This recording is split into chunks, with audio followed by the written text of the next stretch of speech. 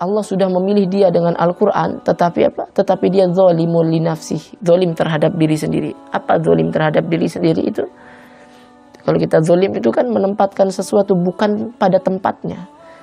Maka banyak penghafal Quran yang zalim, yaitu penghafal Quran yang tidak berakhlak sebagaimana Al-Quran, penghafal Al-Quran yang tidak mengamalkan Al-Quran.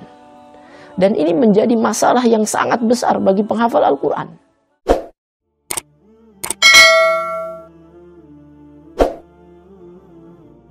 Nah, hari ini langsung saja kita akan bahas satu tema yang sebenarnya sangat berat ya, tentang ketika akhlakku tidak sebagus hafalanku, kurang lebih kayak gitu. Kayak saya disclaimer dulu bahwa saya sampaikan ini bukan berarti saya yang terbaik ya. Tentu apa yang saya sampaikan juga ini merupakan nasihat untuk saya pribadi. Karena bagaimanapun kita semua di sini sama-sama belajar menjadi penghafal Quran atau menjadi ahlul Quran yang diridhoi oleh Allah Subhanahu wa taala, yang bukan hanya hafal ayat-ayatnya, hafal 30 juz, tetapi juga kita bisa menjaga kualitas itu, pengamalan, tadabbur, dan yang paling penting itu pengamalannya ya. Yang paling penting itu. Ada banyak sekali peserta di sini dan saya yakin bahwa teman-teman di sini ada banyak yang sebenarnya di sisi Allah Subhanahu wa taala itu kualitasnya lebih baik daripada saya. Ya. Karena tidak ada yang tahu tentang hati, tidak ada yang tahu kepribadian seseorang, tidak ada yang tahu amal-amal seseorang itu naik kepada Allah Subhanahu wa taala. Ya. Ada banyak sekali orang-orang di sini yang saya tidak kenal. Ya, tetapi barangkali Allah Subhanahu wa taala sangat mengenal dia. Ada satu kisah dulu Umar bin Khattab ketika beliau sebagai khalifah dikabarkan tentang orang-orang yang syahid, maka sahabat Umar bin Khattab menceritakan orang-orang yang syahid adalah ini dan sekian nama yang tidak dikenal oleh Umar bin Khattab. Kemudian Umar bin Khattab tiba-tiba menangis. Maka saat ditanya kenapa ia menangis, ternyata Umar bin Khattab mengatakan, sesungguhnya mereka tidak akan pernah rugi tidak dikenal oleh Umar bin Khattab, karena mereka sudah dikenal oleh Allah Subhanahu wa taala di langit ya. Jadi ada ratusan di sini yang mendengarkan saya berbicara, barangkali saya tidak kenal satu persatu, dan memang tidak ada ruginya tidak dikenal oleh saya ya, karena insya Allah para penghafal Quran itu sudah dikenal oleh Allah Subhanahu wa taala di langitnya ya, di langit Allah Subhanahu wa taala sudah dikenal di langit. Nah, hari ini kita bahas satu tema tentang ketika akhlakku tidak sebaik hafalanku. Ada satu kisah yang ingin saya sampaikan pertama kali. Ini sering kali saya sampaikan di beberapa kali kajian atau webinar. Ada seseorang di Mesir, ya, kisah ini kisah nyata, saya baca di sebuah buku. Ada salah seorang anak yang mendapatkan juara MTQ lah kalau bahasa kita, atau MHQ, ya. Orang juara MHQ juara 1 gitu. Nah, salah satu hadiahnya itu adalah dia punya kesempatan untuk berbicara dengan presiden, dengan orang nomor 1 di negeri itu. Ya. Tapi ketika hadiah itu disampaikan kepada anak itu, wahai anak, nak, engkau tuh mendapat kesempatan untuk bisa berbicara dengan presiden. Tapi ternyata anak itu biasa aja, datar aja. Nggak ada ekspresi amazing atau keren banget gitu, biasa aja, nggak kaget, nggak apa. Makanya orang-orang pun heran, disampaikan ulang, nah engkau tuh dapat kesempatan hadiah untuk berbicara dengan presiden, kenapa engkau biasa saja gitu. Maka anak itu tiba-tiba menangis dan dia mengatakan, setiap hari aku membaca Al-Quran, setiap hari aku berbicara di hadapan raja, di atas segala raja. Dan hari ini aku tidak melihat raja siapapun, gitu ya. Karena dia sudah menyadari kemuliaan dan kedahsyatan Al-Quran, bahwa saat kita berbicara atau saat kita membaca Al-Quran, sebenarnya kita itu sedang berbicara dengan Allah Subhanahu wa taala. Ya, maka pernah nggak kita menyadari kebesaran ini? Pas kita sedang membaca Al-Quran, sebenarnya kita sedang berbicara dengan Allah Subhanahu wa taala. Karena bukankah Al-Quran itu kalamullah, perkataan Allah. Ya, meski yang terlihat kita mengucapkan atau kita membaca Al-Quran itu melalui lisan kita, ketahuilah bahwa sebenarnya Allah yang sedang berbicara. Allah yang sedang berbicara. Ketika kita membaca Al-Quran, sebenarnya Allah sedang berbicara dengan kita. Ya, itulah luar biasanya. Makanya ada quote yang sangat terkenal itu, jika kalian ingin berbicara dengan Allah, maka dirikanlah sholat. Tapi jika kalian ingin Allah yang berbicara dengan kalian, maka bacalah Al-Quran.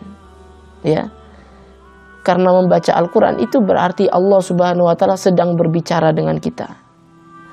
Nah, kalau kita menyadari kebesaran ini, kemuliaan ini, betapa dahsyatnya orang-orang yang setiap hari berinteraksi dengan Allah Subhanahu wa Ta'ala, maka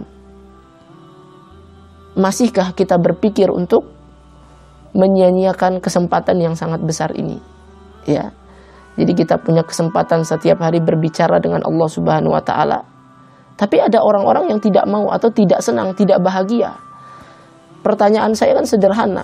Kalau suatu saat kita diundang oleh presiden atau orang penting lah yang kita anggap penting, siapapun itu, kita diundang oleh kekasih kita misalnya untuk ngobrol, untuk ketemuan, pasti kita sangat bahagia. Kita senang ketemu sama presiden, kita siapkan dengan persiapan yang luar biasa, dengan pakaian yang terbaik, kita mempersiapkan segalanya, dan kita akan senang berlama-lama berbicara dengan orang yang kita cintai. Maka apa kabar kita yang setiap hari membaca Al-Quran tetapi tidak pernah merasa berbicara dengan Allah Subhanahu wa Ta'ala? Ya, apa kabar diri kita yang seperti itu?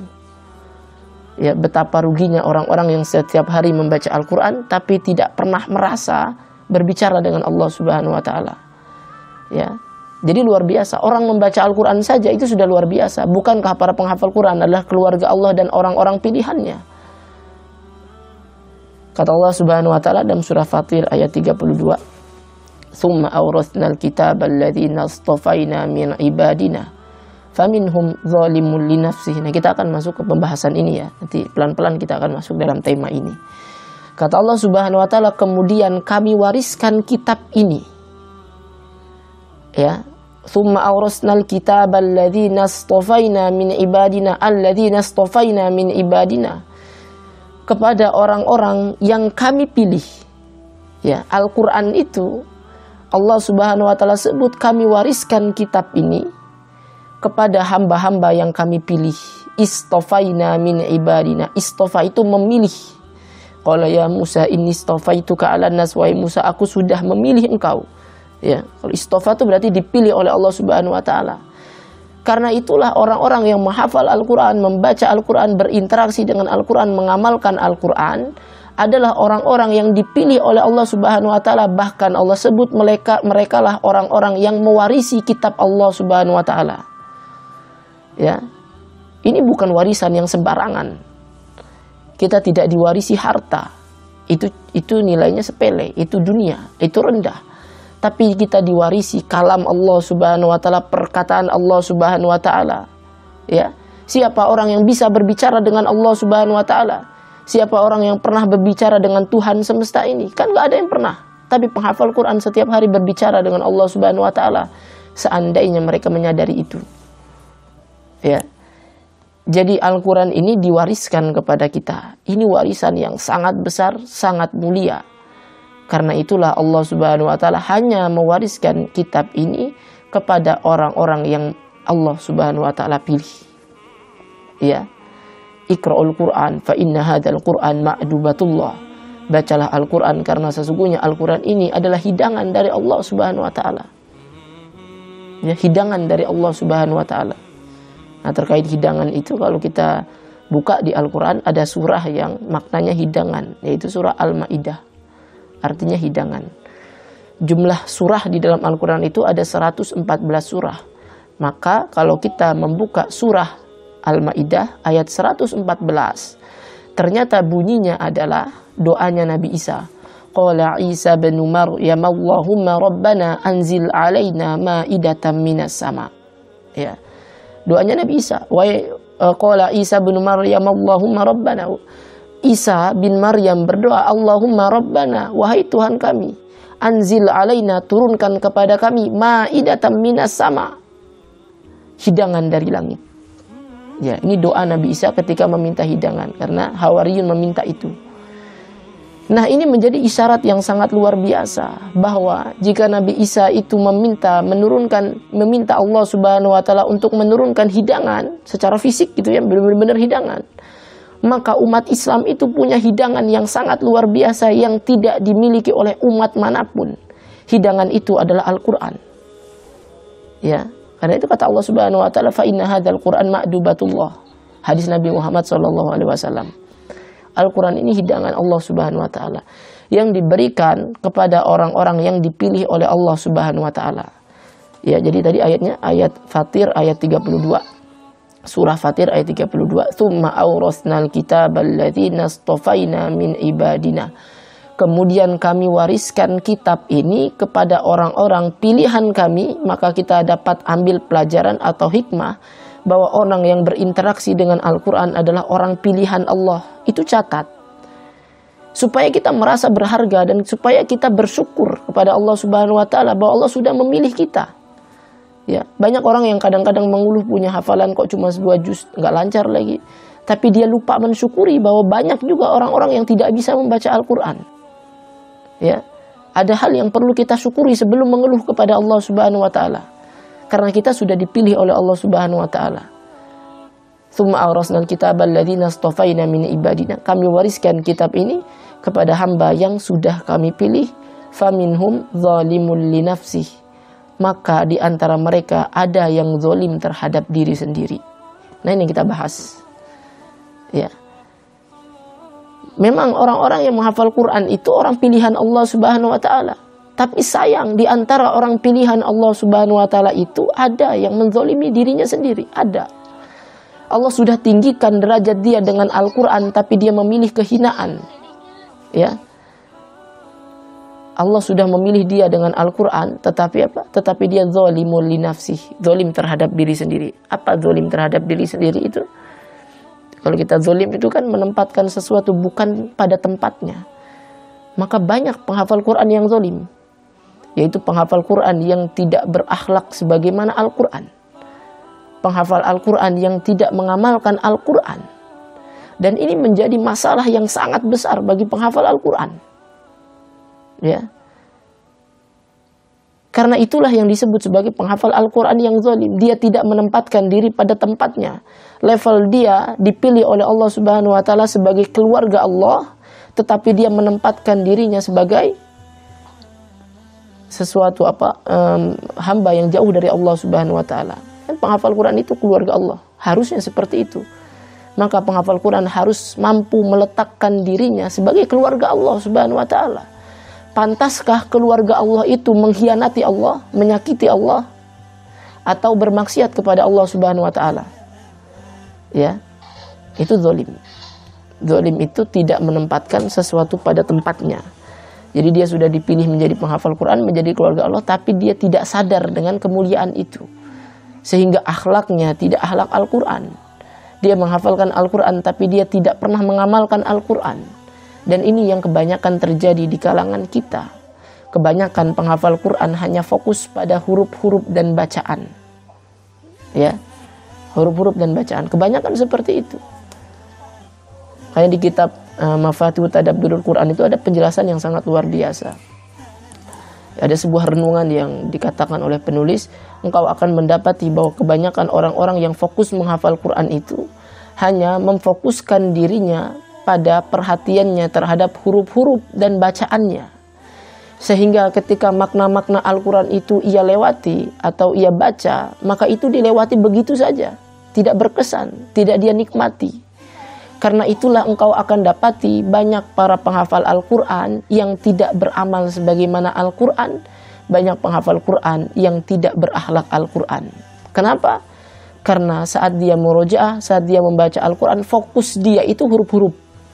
Coba kita kayak gitu enggak? Pas membaca Al-Quran, yang kita perhatikan, ya memang kadang-kadang niat kita itu memang untuk melancarkan hafalan. Ya. Kadang-kadang sejak awal niat kita ketika murojaah itu cuma untuk melancarkan hafalan. Boleh nggak? Boleh. Tapi kalau cuma itu, kita nggak akan dapat sesuatu yang luar biasa. Gitu. Makanya pas menghafal itu kita detail, memperhatikan hurufnya, habis ini. Tapi kita melewati makna-maknanya. Ya, jadi kita salah fokus. Akhirnya sudah 30 juz kita baca, kita hafal, kita ulang-ulang juz itu, kadang surah yang sama kita ulang berkali-kali. Ada banyak nasihat di dalam ayat-ayat yang kita ulang, tapi tidak ada satupun yang kita amalkan. Banyak nggak yang kayak gitu? Ya contohnya sederhana, penghafal Quran tapi banyak yang pacaran. Padahal mungkin hafalannya sudah sampai di Al-Isra, wala taqrabuz zina innahu kana fahisyatan wa maqta wa sa'a sabila. Ya, yang sederhana saja, nggak usah yang seperti itu, penghafal Quran tapi masih suka gibahin orang. Padahal dia sudah hafal surah Al-Humazah, wailul likulli humazatin lumazah. Surah di Al-Hujurat, ya ayyuhalladzina amanu jitanibu katsiran minadh-dhanni inna ba'dadh-dhanni itsmun wa la tajassasu wa la yaktab ba'dukum ba'dha. Itu kan tentang ghibah. Penghafal Quran tapi ngejar dunia terus, padahal dia hafal surah Al-Hakumut Takatsur hatta zurtumul maqabir, bermegah-megahan telah melalaikan kalian. Ya, penghafal Quran tapi dia malas sholat, dia tidak bersemangat untuk pergi ke masjid bagi yang laki-laki, padahal dia hafal surah Al-Alaq misalnya. Kalla la tuti' wasjud waqtarib, sujud dan dekat kepada Allah Subhanahu wa taala. Kadang-kadang makna-makna seperti ini kan kita lewati. Kita hafal semuanya. Kita hafal tuh juz 30, padahal juz 30 itu ada banyak nasihat, ada banyak hikmah, ada banyak peringatan dari Allah Subhanahu wa taala. Kita sering kali mengeluh ketika Allah Subhanahu wa taala tidak memenuhi sebuah permintaan kita, doa kita, kadang-kadang kita mengeluh. Padahal kadang-kadang juga membaca surah Al-Kautsar, inna a'tainakal kautsar. Sesungguhnya kami sudah memberikan kepadamu nikmat yang banyak. Kalau kita paham satu ayat itu aja kan nggak mungkin mengeluh. Oh iya ya, nikmat Allah banyak. Itu contoh sederhananya ya. Orang menghafal Quran tapi tidak memperhatikan maknanya. Makanya ada hadis Nabi Muhammad SAW. Hadis ini sebenarnya agak panjang ya. Hadis sahih yang diriwayatkan oleh Ibnu Mas'ud, yang sebagian kalimatnya, redaksinya, inna fi zamanin, sesungguhnya kita itu, ini ada kata Nabi Muhammad SAW, innaka, sesungguhnya engkau itu berada, karena ini dari Ibnu Mas'ud, berarti kepada Ibnu Mas'ud perkataan itu. Sesungguhnya engkau berada dalam sebuah zaman, katsirun fuqaha'uhu qalilun qurra'uhu, ya, yang ada banyak sekali para fuqaha. Fuqaha itu orang yang sangat faqih atau mendalami ilmu agama, atau dia menguasai Al-Quran. Bukan hanya menguasainya tapi mengamalkannya, gitu ya. Sederhananya kayak gitu. Qalilun fuqara'uhu, walaupun qori'nya sedikit, ya. Qori'nya itu maksudnya orang-orang yang bagus bacaannya, detail secara makhrajnya, terus tahu tentang teori ini, teori itu, gitu ya. Nah, itu di zaman Nabi itu seperti itu. Tufadhu fihi hududul Qur'an, ya. Mereka menjaga batasan-batasan Al-Qur'an, ya. Mereka menjaga syariat-syariat apa-apa yang diajarkan Al-Quran itu. Jadi banyak fuqaha di zaman Nabi Muhammad walaupun sedikit qurra'nya. Karena di zaman Nabi itu sedikit orang yang bisa bicara dengan benar-benar fasih gitu. Ya, sesuai dengan tajwidnya itu sedikit. Tetapi mereka mengamalkannya luar biasa. Ya, nanti di hadis itu panjang, di bagian tengahnya Nabi melanjutkan wasayati, dan nanti akan datang, wasayati 'alan nas, akan datang kepada manusia zamanun qalilun fuqaha'uhu katsirun qurra'uhu, ya, yufadu fihi huruful Qur'an wa tudayyu hududuhu. Akan datang zaman di antara manusia yang sedikit sekali orang-orang yang fuqaha, yang memahami Al-Quran itu. Katsirun qurra'uhu, padahal banyak sekali orang-orang yang qurra', ya, yang hebat, hafalannya luar biasa, mungkin 30 juz. Bacaannya jangan ditanya. Ya, fasih banget. Teori-teori tajwid dia hafal ini, hafal matan ini, matan itu, matan-matan tajwid. Luar biasa. Ya, tetapi kata Nabi Muhammad, yuhfadhu fihi huruful Quran, mereka cuma menjaga huruf-huruf Al-Quran, wa tudayyi'u hududahu, tetapi mereka melalaikan pengamalannya. Ya. Mereka melalaikan batasan-batasan dari Al-Quran itu. Nah, makanya pada saat kita membaca Al-Quran, murojaah, pikiran dan tujuan kita itu jangan sampai hanya fokus pada huruf-huruf dan target lancar itu, ya. Jangan cuma hanya itu. Karena ada tujuan besar Al-Quran itu diturunkan selain dihafal. Bahkan kalau boleh jujur, tujuan Al-Quran itu diturunkan bukan untuk dihafal. Ya, bukan. Surah Shad, kitabun anzalnahu ilaika mubarakun liyadabbaru ayatihi waliyatadzakkara ulul albab. Sebuah kitab yang kami turunkan kepadamu dengan penuh keberkahan. Untuk apa, kata Allah Subhanahu wa taala? Untuk ditadabburi ayatnya, waliyatadzakkara ulul albab, dan diambil pelajarannya lalu diamalkan. Itu tujuan utama Al-Quran, itu dipahami, ditadabburi, dan diamalkan, bukan dihafal. Tapi bukan berarti jangan dihafal, beda ya. Dihafal gimana? Dihafal itu salah satu wasilah untuk bisa memahami Al-Quran lebih mudah. Karena orang kalau nggak hafal Al-Quran susah memahami Al-Quran. Ya. Tapi tujuan utama itu pengamalan, bukan hafalnya. Bukan 30 juz hafalnya. Karena kalau tujuannya itu, karena tujuannya cuma itu, karena itulah hari ini kita saksikan ada banyak penghafal Quran 30 juz mungkin hafalannya. Mungkin hafalannya. Tetapi akhlaknya tidak Qurani, karena yang dia kejar memang huruf-hurufnya saja. Ya. Nah, hari ini kita harus mulai memperbaiki niat, atau kita memperbaiki tujuan utamanya. Jadi pas kita menghafal Al-Quran itu, pas kita membaca Al-Quran, tujuannya itu bukan hanya hafal, ya, bukan hanya fokus pada huruf-hurufnya, tapi kita perhatikan maknanya, baca terjemahnya. Kalau memang belum mengetahui bahasa Arab, lihat terjemahnya, ikuti pengajiannya, baca buku-buku tafsir, gitu ya. Apa sih yang Allah Subhanahu wa taala sedang sampaikan di dalam ayat ini? Ambil sebagai pelajaran. Ya, ambil sebagai pelajaran. Karena dengan itulah para penghafal Quran itu mulia di sisi Allah Subhanahu wa taala. Itulah yang disebut dengan ahlul Quran. Ya, itulah orang-orang yang selamat dari faminhum zalimun li nafsi, orang-orang yang zalim terhadap dirinya sendiri, menghafal Quran tapi zalim. Itu.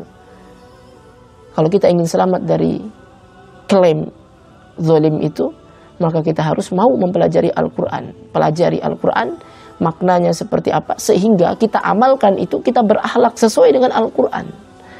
Ya.